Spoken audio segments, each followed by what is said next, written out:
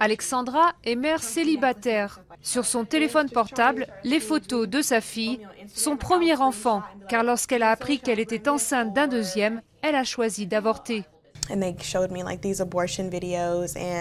On m'a montré des films sur l'avortement, c'était vraiment horrible. Mais au final, j'ai préféré mettre fin à ma grossesse plutôt que de mettre au monde un bébé dont je ne pourrais pas m'occuper.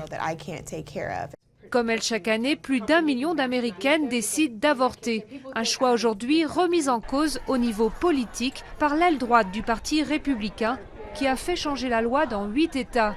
En Virginie, les médecins sont désormais obligés de pratiquer une échographie avant tout avortement d'un fœtus de moins de 12 semaines. Ça, c'est une échographie vaginale et ça, c'en est une abdominale. Le problème, c'est qu'à moins de 12 semaines, le fœtus est si petit que les gynécologues sont obligés d'utiliser la sonde vaginale. C'est ce qui provoque la colère des associations féministes.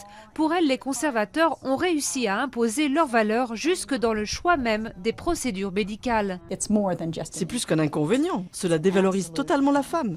C'est comme si elle ne pouvait pas choisir toute seule ce qui est bon pour sa santé. La loi oblige aussi les femmes à attendre 24 heures avant l'échographie avant d'avorter. Et le médecin est prié entre-temps de décrire le fœtus à sa patiente. Les patientes ont toujours pu avoir une copie de l'échographie, mais maintenant, c'est la loi.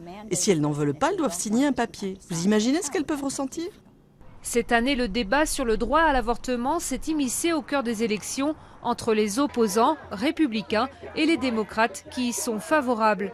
Ceux-ci en ont profité pour se placer en grands défenseurs des droits des femmes, une position qui pourrait leur valoir des bons points, ils l'espèrent, lors de la présidentielle du 6 novembre.